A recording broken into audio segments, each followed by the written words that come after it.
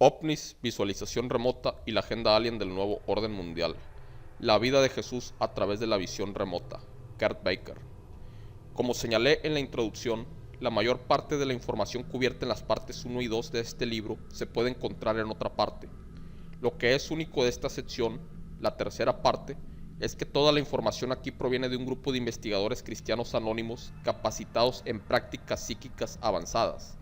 Estos investigadores psíquicos cristianos pueden ser los psíquicos más destacados que viven actualmente en el mundo, pero sienten la necesidad de protegerse a sí mismos y a sus familias al permanecer en el anonimato, por lo que me están utilizando como salida a sus creencias y puntos de vista. Este grupo está formado por especialistas en visión remota, así como por psíquicos talentosos capacitados en telepatía y proyección astral.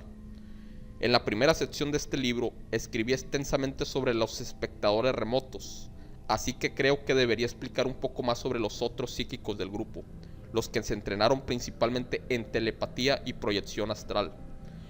Los telépatas no son canalizadores. Cada uno de estos telépatas dominó la comunicación telepática con otros terrícolas antes de establecer en contacto telepático con los extraterrestres.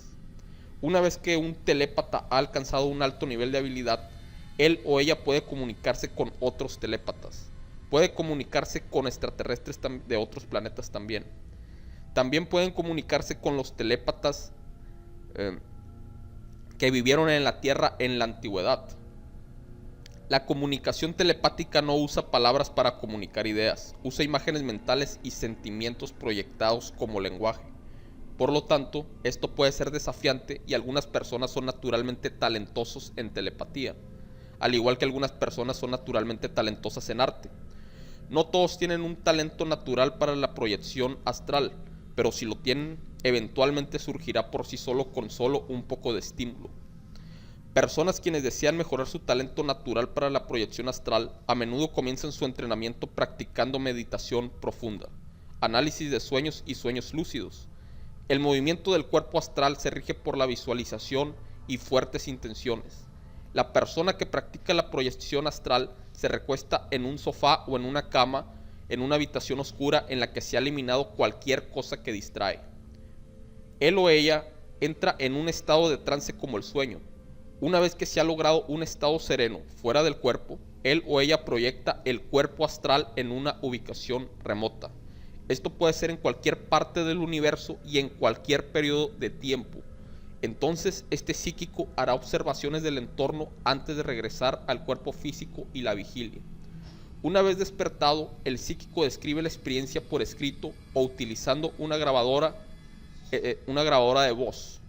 Debe señalarse que es mejor no proyectarse astralmente en entornos que son espantosos de contemplar, al menos no hasta que uno sea un verdadero maestro de este talento, y tal dominio solo viene con mucha experiencia. Los psíquicos que usan la proyección astral y la telepatía aprovechan esta información generada por los especialistas en visualización remota para realizar investigaciones adicionales que luego crean una imagen más completa de lo que se podría lograr solo con la visualización remota. Además, los objetivos asignados a los especialistas en visualización remota a menudo provienen de información generada primero por telépatas y por expertos en proyección astral. Estos especialistas anónimos de la visualización remota cristiana y psíquicos entrenados me han demostrado un alto grado de habilidad y precisión, por lo que considero que es probable que lo que han compartido conmigo sobre otros asuntos también sea cierto. Usted puede decidir por sí mismo qué tan creíble le parece esta información. Tal vez al menos le resulte interesante. La información en esta sección me fue presentada gradualmente durante un periodo de muchos años. De hecho, completé el primer borrador de este libro hace más de 2 años, pero me pareció que la información contenida en él era un reto tan personal que no pude publicarlo de inmediato. Esta parte 3 describe una historia del mundo radicalmente distinta de la que me enseñaron en una escuela pública. De hecho, presenta una forma completamente diferente de pensar sobre el mundo. Este libro es el último de mi serie de 7 libros porque me fue muy difícil integrar los conceptos en mi cosmovisión.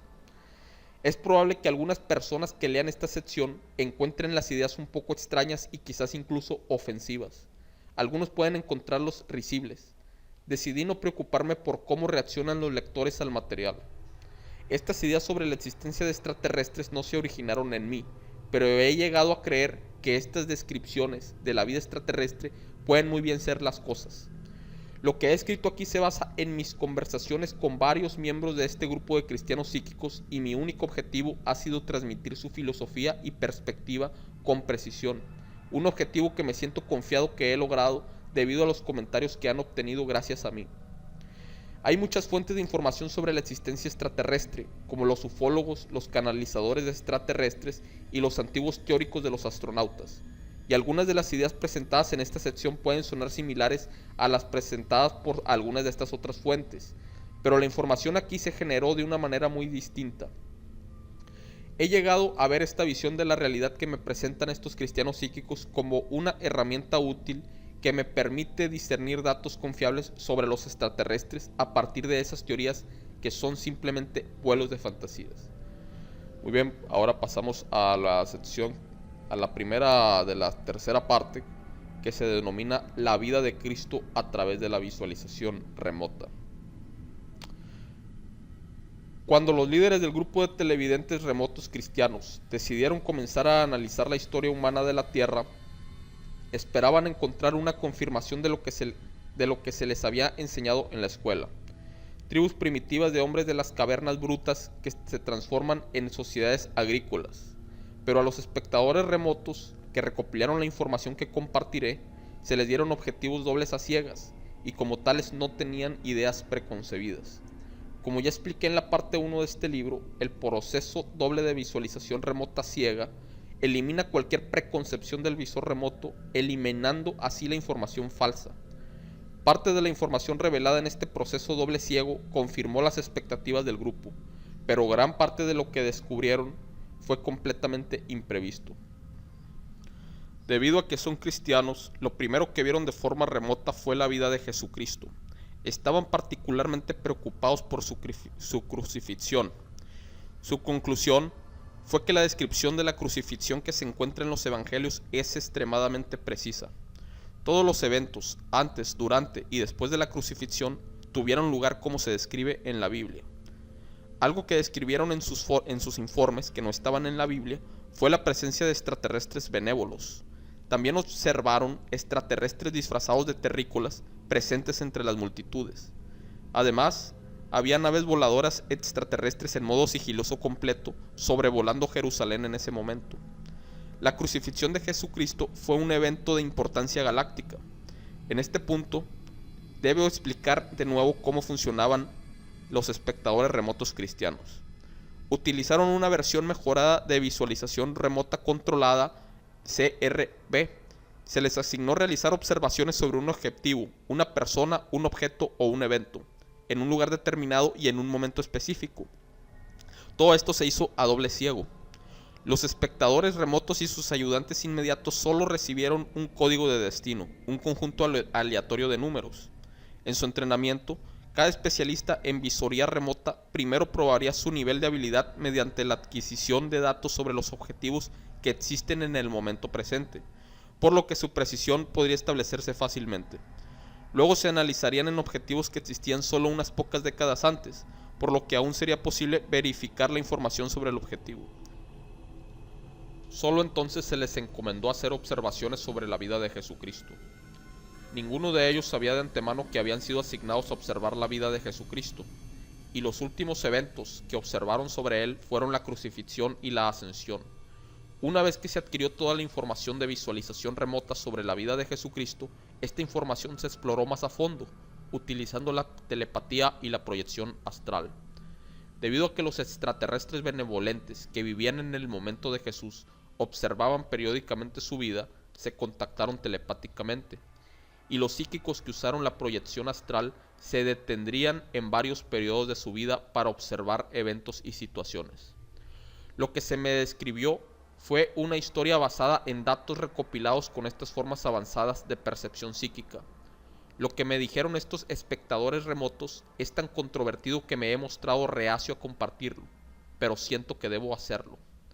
Lo que observaron en los primeros años de Jesús fue la vida de un hombre común nacido fuera de una pequeña ciudad de Judea ocupada por los romanos. Cuando era niño, su familia se mudó a una comunidad judía cerca de Alejandría, Egipto. Su familia finalmente se mudó a Judea, donde creció para convertirse en un comerciante y maestro religioso.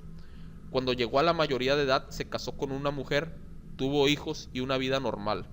Se hicieron prósperos y se mudaron a una ciudad griega en la región de lo que hoy se conoce como Turquía. En sus últimos 20 años, Jesús dejó a su esposa y sus hijos para no volver a verlos nunca más. Esto no fue abandono, dejó bien provistos a su esposa e hijos, y todos comprendieron que él tenía un llamado más elevado que no podía ser negado. Después de irse, vivió una vida de viajes continuos, oración y celibato. Se involucró con un grupo religioso en Judea liderado por Juan el Bautista. Los psíquicos cristianos que observaron el bautismo de Jesús dijeron que cambió su carácter por completo. Los psíquicos que lo observaron antes de su bautismo lo describieron como un hombre común. Después del bautismo lo describieron como divino y más extraterrestre que humano. Después de la muerte de Juan el Bautista, Jesús finalmente se convirtió en el líder del grupo de Juan. Debo señalar que los psíquicos que observaron este periodo de la vida de Jesús describieron a los seguidores de Juan el Bautista como si fueran un culto. Sin embargo, este grupo de culto se convirtió en un movimiento más generalizado después de que Jesús se hizo a cargo. Viajó con un grupo de hombres que fueron descritos como sus estudiantes, guardaespaldas y asistentes. Él habló a multitudes de personas, realizó milagros y curó personas. Tenía amigos entre los líderes de la comunidad judía adinerada y miembros del ejército romano. Fue respetado tanto por judíos como por gentiles. Se reunió en secreto con ciertas autoridades romanas que en privado aprobaron su ministerio porque lo vieron como una amenaza para el poder político romano. Algunos de los milagros atribuidos a Jesús en la Biblia fueron observados por espías romanos paganos que llegaron a pensar de él como un dios. Pero muchos líderes religiosos judíos sintieron un odio intenso por Jesús, que rechazó su autoridad, desobedeció sus leyes religiosas y los hizo parecer tontos en público. Debido a esto, se hicieron numerosos intentos de asesinato contra él. Finalmente, apoyado por una multitud de seguidores, entró en Jerusalén en lo que ahora llamamos Domingo de Ramos, y el resto es historia. Los espectadores remotos solo detectaron la presencia de extraterrestres durante su nacimiento, ministerio, crucifixión y ascensión. Durante el periodo de su ministerio, algunos de los espectadores remotos lo describieron como una vida extraterrestre similar a la humana entre los humanos terrestres. Varios espectadores remotos describieron que su objetivo, desconocido para ellos como Jesucristo, tenía una intensa calidad de divinidad acerca de él. Un espectador remoto dijo que su objetivo estaba lleno y rodeado de amor divino. Debo explicar que este grupo de psíquicos cristianos tiene suficientes espectadores remotos altamente entrenados para que los diferentes equipos puedan encargarse de diferentes áreas de la vida de Jesús. Los espectadores remotos que tenían la tarea de observar los periodos más mundanos de su vida no tenían idea de que estaban observando a Jesucristo, porque antes de su bautismo su vida era la de un comerciante judío común y casado. Me dijeron que su esposa no era María Magdalena. Aparentemente, su esposa e hijos no tienen lugar en la historia escrita. Esto significaría que sus descendientes desconocidos todavía pueden vivir entre nosotros. Si efectivamente Jesucristo fue algún tipo de visitante extraterrestre a la Tierra, sus descendientes actuales no serían los únicos humanos que tienen algún tipo de ascendencia extraterrestre. También me dijeron que en ese periodo mundano de su vida él no tenía poderes milagrosos y no era carismático. Pero como dije antes, en el periodo posterior a su bautismo fue completamente diferente. Los psíquicos cristianos que observaron este periodo de su vida lo describieron como el jefe de un pequeño ejército luchando una guerra psíquica contra los demonios. Los demonios fueron descritos como cuerpos astrales de extraterrestres hostiles, expresiones poderosas de energía psíquica negativa. Jesús y sus seguidores expulsaron a los demonios donde quiera que iban, y al hacerlo transformaron completamente la vida espiritual en las aldeas que visitaron. Los espectadores remotos encargados de observar la vida de Jesús se vieron afectados de varias maneras interesantes. Algunos de los que vieron su ministerio y la crucifixión recibieron curación espontánea. Por ejemplo, Un espectador remoto que estaba parcialmente ciego de repente pudo ver claramente otra vez. Las extremidades lisiadas y los problemas de salud crónicos se curaron en otros, pero también hubo algunos cambios filosóficos sorprendentes que este grupo de psíquicos cristianos experimentó como resultado de su investigación. Un cambio filosófico tenía que ver con su tolerancia hacia los cristianos homosexuales. Los psíquicos que observaron la vida prebautismal de Jesús, sin saber que era Jesucristo a quien observaban, lo describieron como un comerciante judío, heterosexual, casado, que tenía algunos amigos gentiles que eran hombres homosexuales. En el periodo posterior a su bautismo, describieron situaciones que indicaban que un pequeño número de sus estudiantes y seguidores eran hombres gay, cuyo estilo de vida fue aceptado por Jesús. Incluso los defendió ante multitudes y líderes religiosos. Se observó psíquicamente un incidente en el que Jesucristo liberó a un hombre homosexual adinerado de un demonio, y ese hombre dejó de vestirse de inmediato y abandonó su estilo de vida homosexual. Dejó de vestirse de mujer de inmediato. Pero básicamente lo que se me describió fue que Jesús era un hombre heterosexual que era amigable con los homosexuales. Si esto parece poco probable, considere el hecho de que la cultura griega y romana de este periodo de tiempo aceptaba bastante la homosexualidad y que Jesús podría haberse sentido cómodo con la cultura gentil. El grupo de psíquicos cristianos que observaban la vida de Jesús había sido previamente homofóbico, en la medida que no permitían que los gays se unieran a su grupo. Después de ver la vida de Jesús, decidieron dejar que algunos gays cristianos se unieran a ellos. Además, los espectadores remotos que observaron la ascensión de Jesús tuvieron una variedad de reacciones. Describieron abrumadores sentimientos de alegría después de que estas sesiones particulares de visión remota tomaron lugar. Describieron a Jesús como desapareciendo en otra dimensión. Un espectador remoto que intentó mirar en esta dimensión se quedó dormido cuando lo intentó. Después de 15 minutos de sueño, se despertó y balbuceaba por estar en un ambiente celestial, después de lo cual se desmayó por un minuto, y cuando se despertó no podía recordar lo que había sucedido.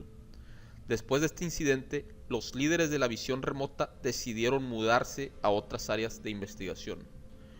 Muy bien, pues estas otras áreas de investigación son las que serán tocadas en la segunda parte de la parte 3 de este excelente y maravilloso libro de Kurt Baker de OVNIs, visualización remota y el nuevo orden mundial alien. Sin más, pues los dejo y les agradezco que me hayan acompañado en una serie más de este excelente y maravilloso libro que me fue proveído por Enrique Galindo, al cual le agradezco infinitamente que me haya mandado el libro por correo electrónico. Asimismo, le agradezco a mis patreones, incluido a Enrique, que con su gran apoyo me hacen seguir estando en la resistencia. Y los invito a que se sumen con una generosa donación en la página de Patreon para seguir trayéndoles este tipo de material y para seguir trabajando en las labores de traducción y por supuesto en los videos exclusivos. Sin más, les agradezco su compañía y espero que pasen muy buenas tardes.